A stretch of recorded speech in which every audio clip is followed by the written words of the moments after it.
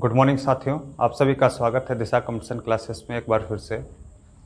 आज मैं आप लोगों को आईपीसी में भारतीय दंड संहिता 1860 में अध्याय 11 मिथ्या साक्ष्य और लोक न्याय के विरुद्ध साक्ष्य या अपराध, लोक न्याय के विरुद्ध अपराध के विषय में, इससे संबंधित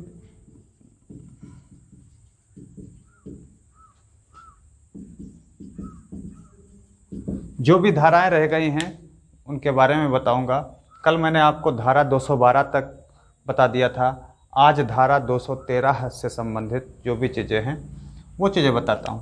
धारा 213, अगर हम बात करें आईपीसी की धारा 213, इसका मतलब ये हो जाता है अपराधी को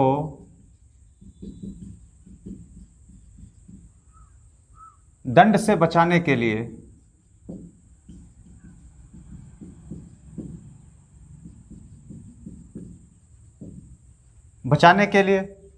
या कम दंड दिलाने के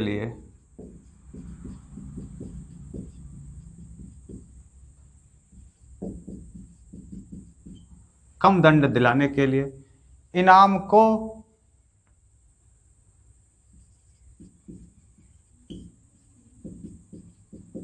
लेना। ठीक, इनाम हो गया, उपहार हो गया,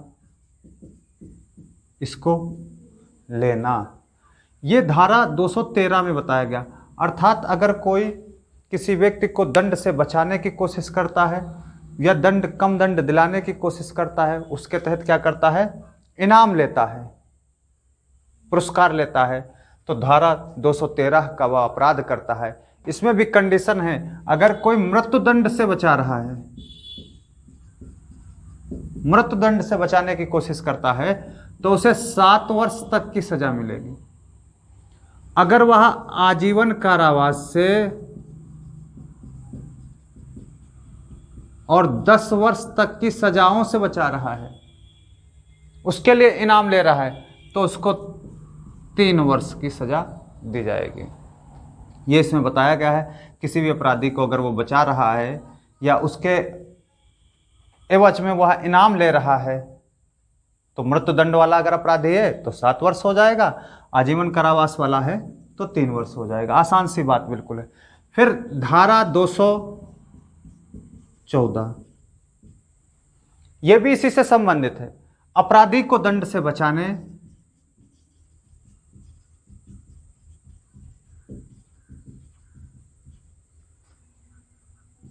बचाने के लिए या कम दंड दिलाने के लिए इनाम इसमें लेना था, इस वाली धारा में 214 में हो जाएगा इनाम देना, उपहार,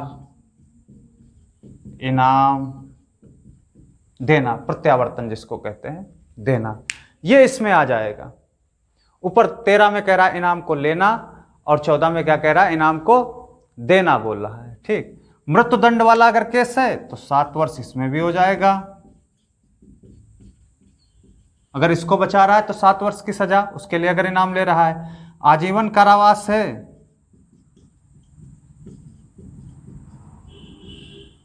आजीवन कारावास से 10 वर्ष, तो इसमें 3 वर्ष की सजा। ये दोनों चीजें हो जाएंगी।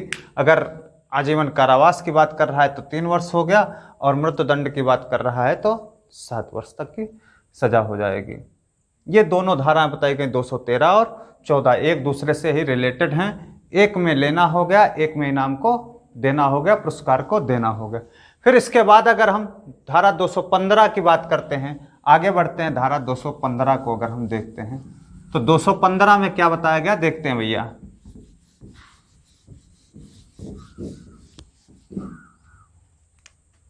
215 में बताया गया है चोरी इत्यादि की संपत्ति को वापस लेने में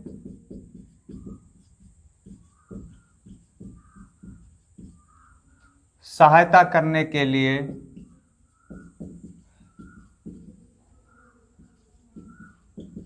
इनाम या उपहार लेना।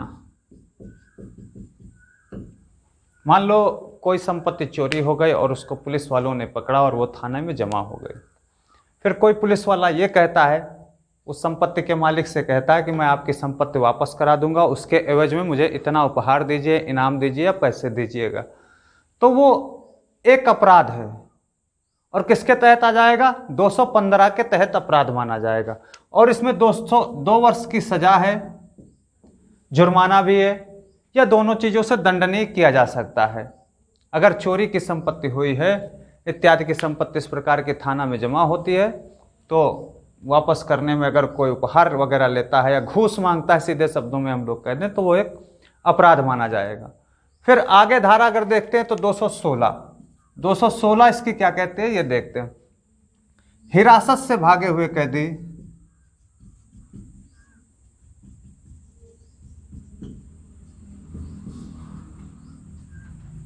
हिरासत से भागे हुए कैदी जिसको पकड़ने का आदेश हो चुका हो,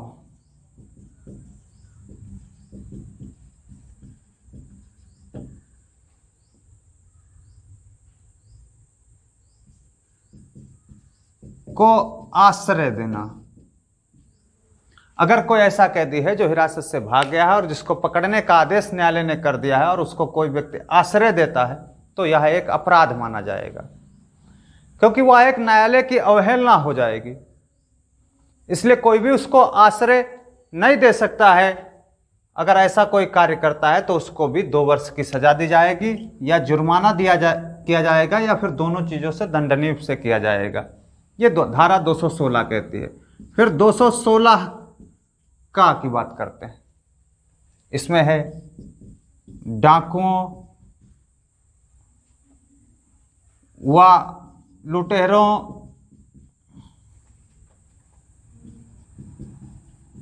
को आश्रय देने पर सजा। 216 का में क्या बताया गया है? अगर आप डाकू या लुटेरों को आप आश्रय देते हो तो उसकी क्या सजा दी गई है, ये चीज बताई गई है इसके अंतर्गत। तो ऐसे व्यक्ति को अगर जानबूझ करके ऐसा व्यक्ति कोई कार्य करता है तो उसे 7 वर्ष तक की सजा दी जाएगी। 7 वर्ष की सजा। ये जघन्यतम अपराध माना गया है, जघन्य अपराध माना गया है, इसलिए इन चीज़ों से बचना चाहिए। कभी भी ऐसा कार्य अगर आपको दिखता है तो नहीं करना चाहिए। अगर ऐसा कोई संभावना तुरंत आपको सूचित करना चाहिए। ठीक। अगली धारा अगर हम इंपॉर्टेंट धारा देखते हैं तो धारा 223 है, जिसमें देखते हैं क्या चीज़ बताई गई है। धारा 223 में भैया देखते हैं। धारा 223 कहती है लोक सेवक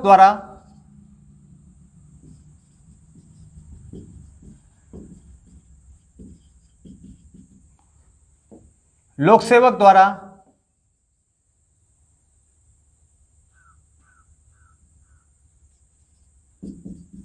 हिरासत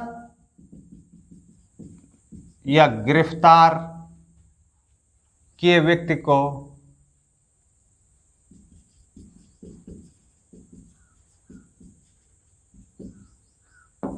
निकल भागना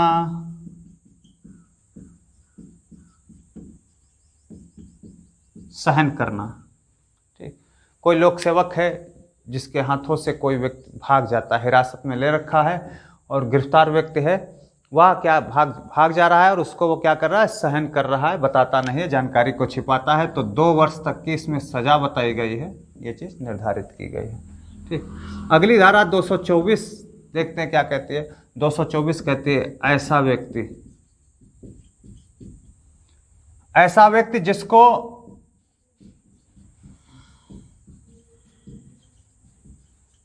विधि द्वारा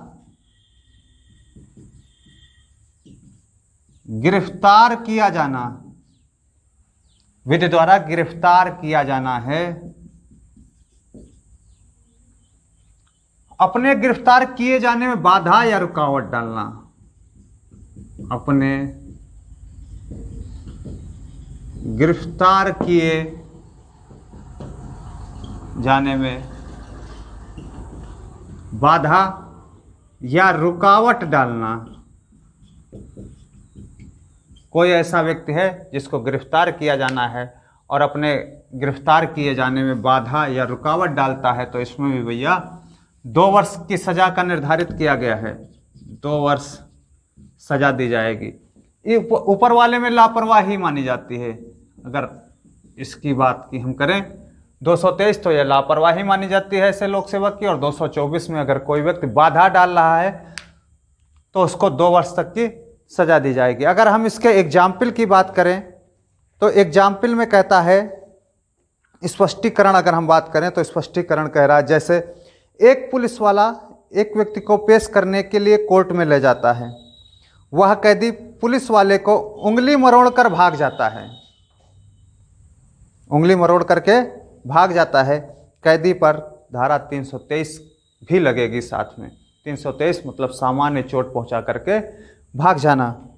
फिर दूसरा कह रहा है एग्जाम्पल अगर देखें, एक हत्या से दोष सिद्ध फरार अपराधी एक होटल पर खाना खा रहा है, जिसको एक पुलिस वाला अच्छी तरह से जानता है। जब वो उसको पकड़ने जाता है तो उसकी आंखों में मिर्च डाल करके वह भाग जाता है। तो ये भी एक अपराध माना जाएगा कि उसे बाधा डाली, उसने गिरफ्तार होने में बाधा डाली। अगला देखते हैं, यदि कोई अपराधी पुलिस अफसर को कोई चोट मारकर भाग जाता है तो वह इस धारा के अधीन दोषी होगा।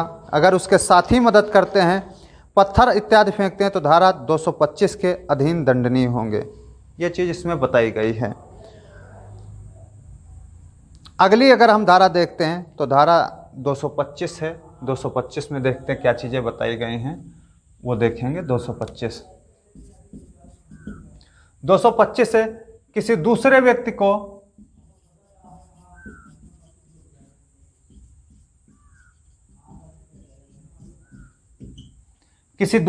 को विधि के अनुसार गिरफ्तार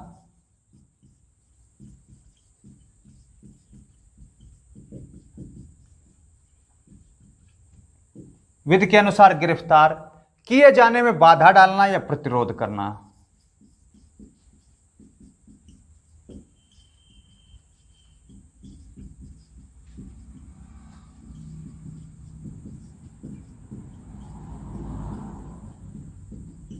प्रतिरोध करना, इसमें क्या है, उसमें खुद डाल रहा है, रुकावट डाल रहा है, बाधा डाल रहा है। इसमें क्या कर रहा है, कोई दूसरा व्यक्ति बाधा डाल रहा है। 225 में उसके साथी लोग मदद कर रहे हैं, उसके गिरफ्तार होने में बाधा डाल रहे हैं।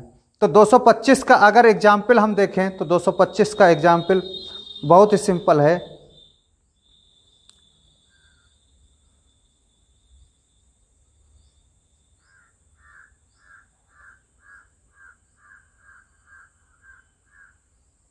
जैसे पुलिस वाले ने किसी व्यक्ति को पकड़ा या गिरफ्तार किया तो उसको छुटाने के लिए थाने पर हमला, चौकी पर हमला, पुलिस पार्टी पर हमला करके छुटा ले जाते हैं उसके साथी लोग, तो 225 का अपराध होता है।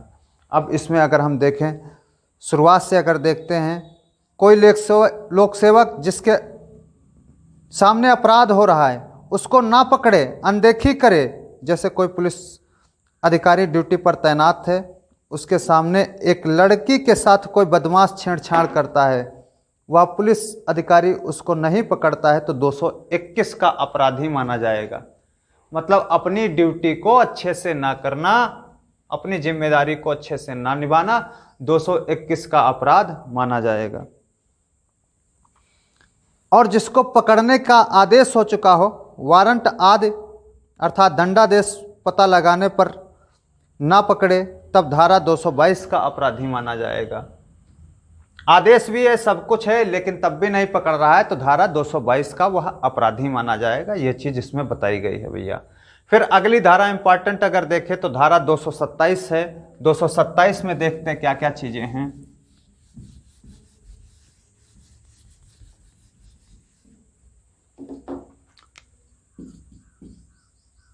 227 की अगर हम बात करें तो धारा 227 कहती है सजा की छूट का उल्लंघन। कोई सजा में छूट दी गई है किसी कैदी को, तो उसका उल्लंघन कोई व्यक्ति कर रहा है तो उसको 2 वर्ष तक की सजा दी जाएगी। फिर उसके बाद अगर हम देखें तो 228 न्यायिक कार्यवाही में बैठे हुए लोक सेवक का शासकीय अपमान करना।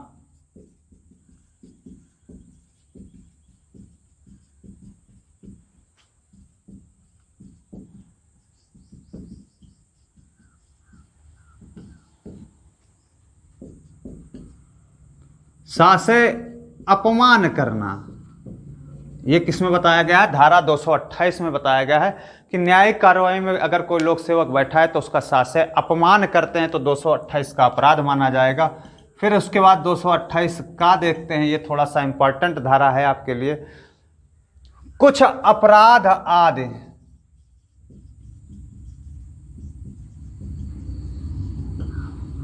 आदि से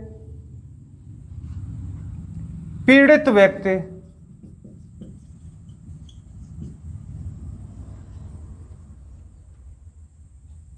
की पहचान का प्रकाशित करना।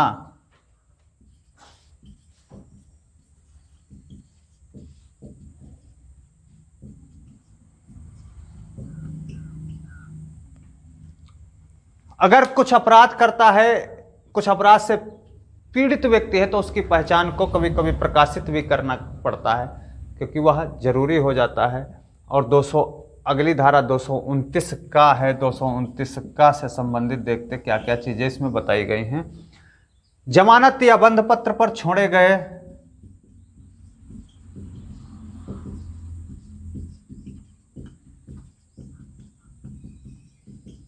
जमानत या बंध पर छोड़े गए व्यक्ति द्वारा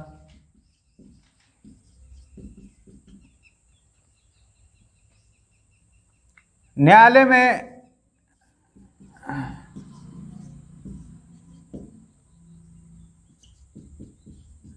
हाजिर होने में असफलता। ये कहाँ आ गया? न्यायालय में हाजिर होने में असफलता। ये धारा कौन सी कहती है? 229 का कहती है। इस अध्याय में जो अध्याय 11 मिथ्या साक्ष्य और लोक सेवक न्याय के विरुद्ध अपराध के विषय में था, या भैया यही तक था, 229 तक था। आपकी जो इम्पोर्टेंट धाराएं वो लगभग मैंने बता दी। इनको आपको अच्छे से पढ़ते रहना और एक कॉपी में नोट करते रहना है।